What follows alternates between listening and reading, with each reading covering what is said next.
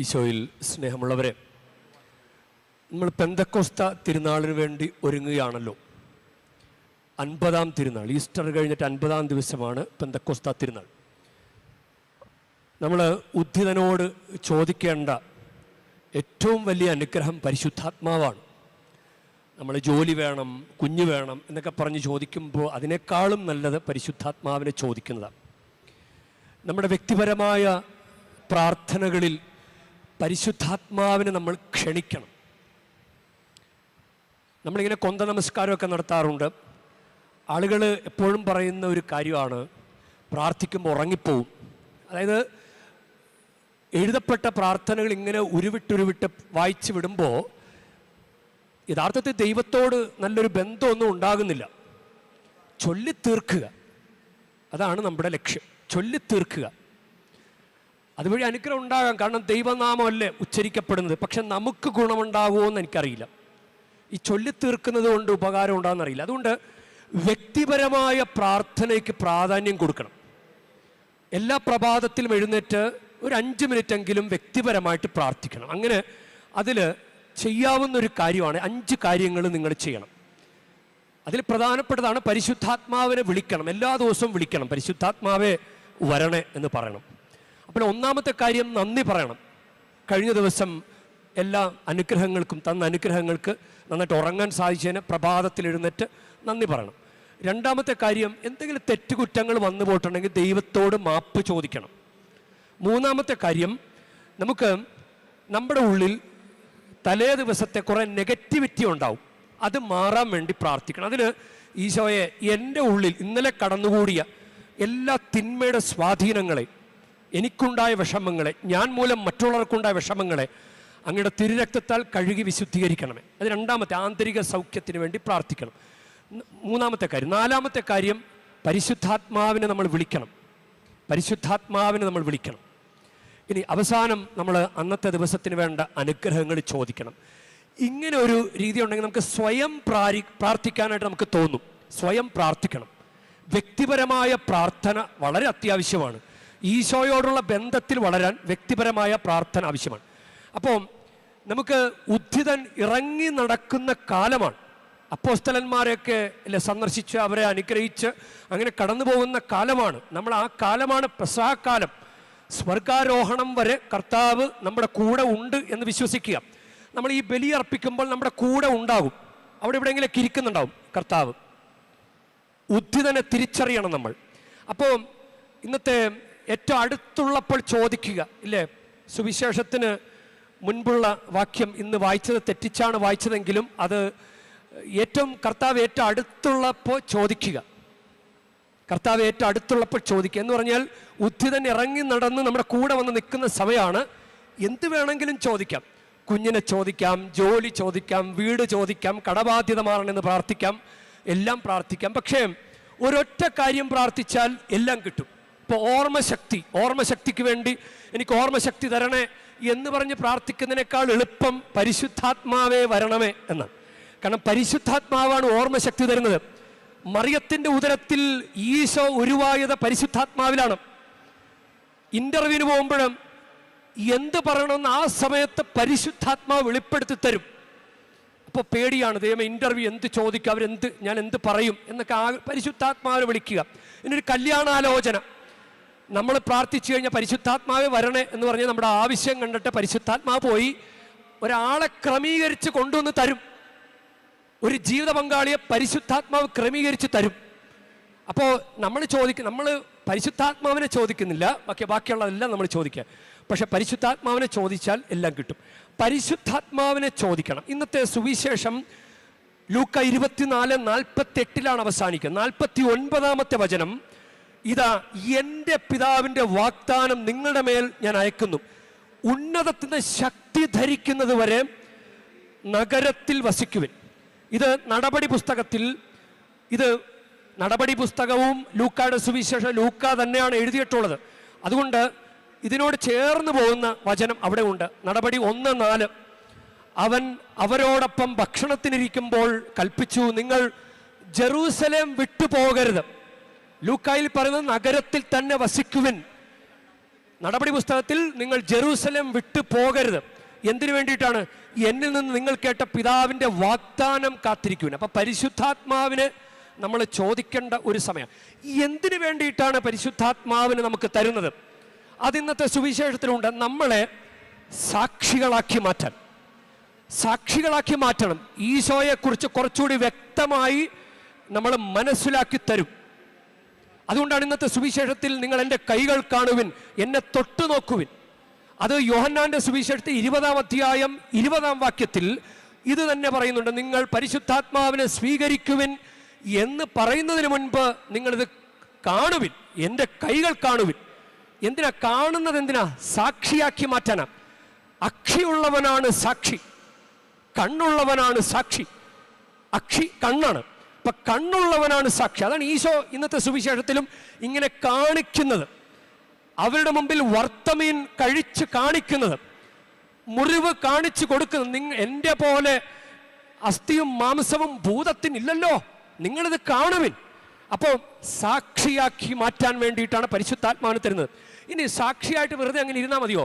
കണ്ടിട്ട് കർത്താവിൻ്റെ കാര്യങ്ങളൊക്കെ അറിഞ്ഞിട്ട് മിണ്ടാതെ ഇരിക്കാൻ വേണ്ടിയിട്ടാണോ? പ്രഘോഷകരാക്കി മാറ്റാൻ വേണ്ടിയിട്ടാണ്. പ്രഘോഷകരാക്കി മാറ്റാൻ വേണ്ടി. അതാണ് പാപം. 47-ാമത്തെ വചനമാണ് ഇന്നത്തെ സുവിശേഷത്തിൽ. ലൂക്ക 24:47.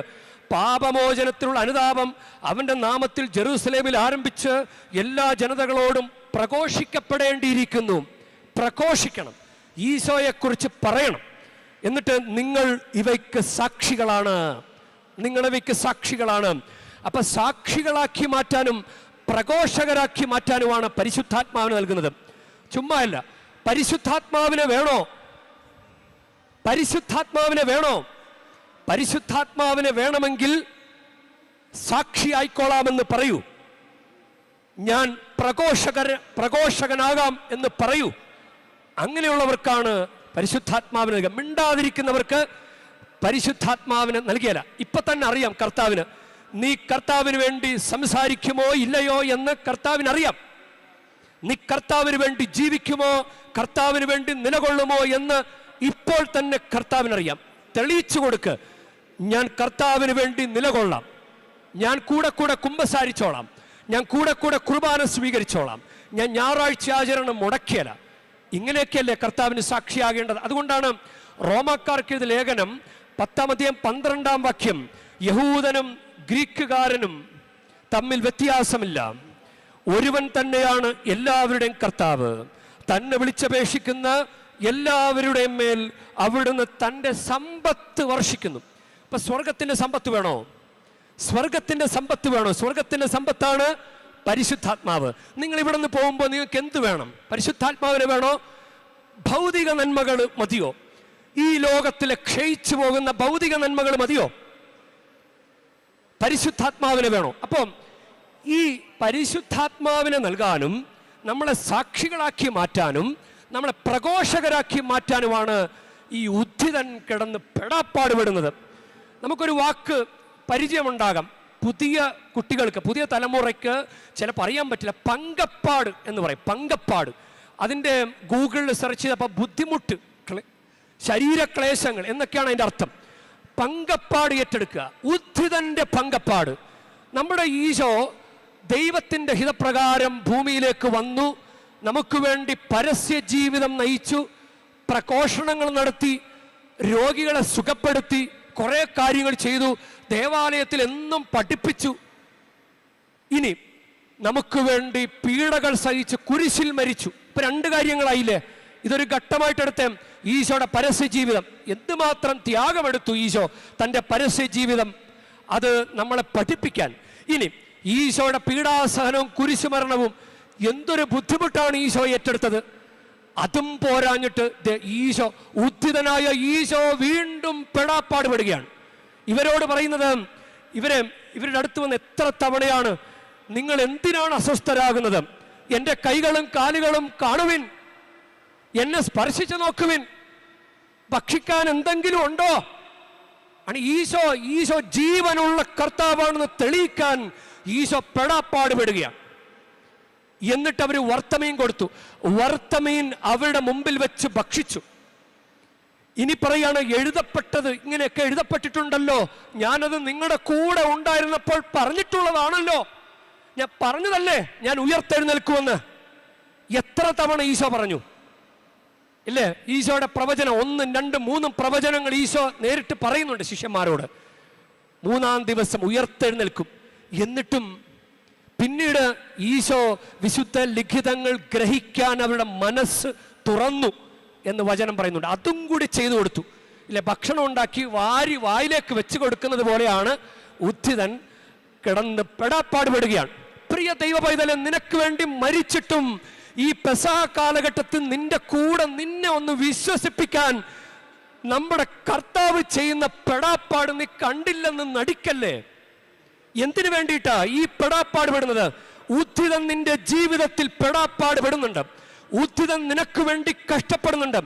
ക്രൂശിൽ മരിച്ച സഹനത്തെക്കാൾ തന്നെ ഒന്ന് വിശ്വസിപ്പിക്കാൻ, ഞാൻ ജീവനുള്ള കർത്താവാണെന്ന് പറഞ്ഞ് മനസ്സിലാക്കാൻ ഉത്ഥിതൻ പെടാപ്പാട് പെടുന്നുണ്ട്. അത് കണ്ടില്ലെന്ന് നടിക്കല്ലേ. എന്തിനു വേണ്ടിയിട്ടാണ് നിന്നെ ഇങ്ങനെ ഉത്ഥിതൻ നിന്നെ വിശ്വസിപ്പിക്കാൻ പെടാപ്പാട് പെടുന്നത്? നിനക്ക് പരിശുദ്ധാത്മാവിനെ തരാനും നിന്നെ സാക്ഷിയാക്കി മാറ്റാനും നിന്നെ കർത്താവിൻ്റെ പ്രഘോഷകനാക്കി മാറ്റാനുമാണ്. ചുമ്മാ ഇരിക്കുന്നവർക്ക് പരിശുദ്ധാത്മാവിനെ കിട്ടുകയില്ല. അതുകൊണ്ട് ചോദിക്കുക, പരിശുദ്ധാത്മാവിനെ വേണോ? നീ സാക്ഷിയായിക്കോളാമെന്ന് പറയൂ. കർത്താവേ, എനിക്ക് അനുഭവം തരണമേ. ആ തോമസ് ലീഗ ചോദിച്ചില്ലേ, എനിക്ക് കർത്താവിനെ കാണണം. ആ 11 പേർക്കും കാണിച്ചു കൊടുത്തു. തോമസ് ലീഗ പറഞ്ഞു, എനിക്കും കാണണം കർത്താവേ, എനിക്കൊരു അനുഭവം വേണം. എനിക്കൊരു രോഗമുണ്ട്, അത് മാറ്റിത്താ കർത്താവേ. അപ്പൊ എനിക്കൊരു അനുഭവമായി. എൻ്റെ കുടുംബത്തിൽ കടബാധ്യത ഉണ്ട്, അതൊന്നും മാറ്റിത്താ കർത്താവേ. അപ്പൊ എനിക്ക് അനുഭവമായി. കുറെ നാളുകൾ അലഞ്ഞിട്ട് കല്യാണം നടക്കുന്നില്ല കർത്താവേ, ഒരു കല്യാണം താ കർത്താവേ. അപ്പൊ ഒരു അനുഭവമായി. വർഷങ്ങൾ കാത്തിരുന്നിട്ടൊരു കുഞ്ഞില്ലെങ്കിൽ നീ പ്രാർത്ഥിക്കുക, നിനക്കൊരു കുഞ്ഞുണ്ടായാൽ അത് കർത്താവ് തന്നാണോ നീ പറയും. നിന്നെ കൊണ്ട് പറയിപ്പിക്കാൻ കർത്താവ് തയ്യാറാണ്. നീ കർത്താവ് ആണ് നിന്നെ അനുഗ്രഹിക്കുന്നതെന്നും കർത്താവാണ് നിന്നെ നയിക്കുന്നതെന്നും നീ പറയാൻ തയ്യാറായാൽ കർത്താവ് നിനക്ക് പരിശുദ്ധാത്മാവിനെ തരും.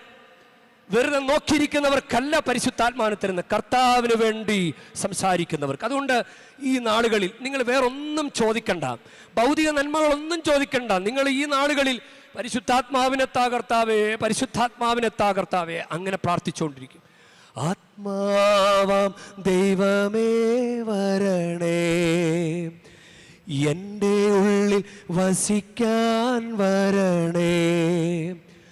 ദാഹിച്ചു നിന്നെ ഞാൻ തേടുന്നു, സ്വർഗം തുറന്നിറങ്ങി നീ വരണേ. ദാഹിച്ചു നിന്നെ ഞാൻ തേടുന്നു, സ്വർഗം തുറന്നിറങ്ങി നീ വരണേ.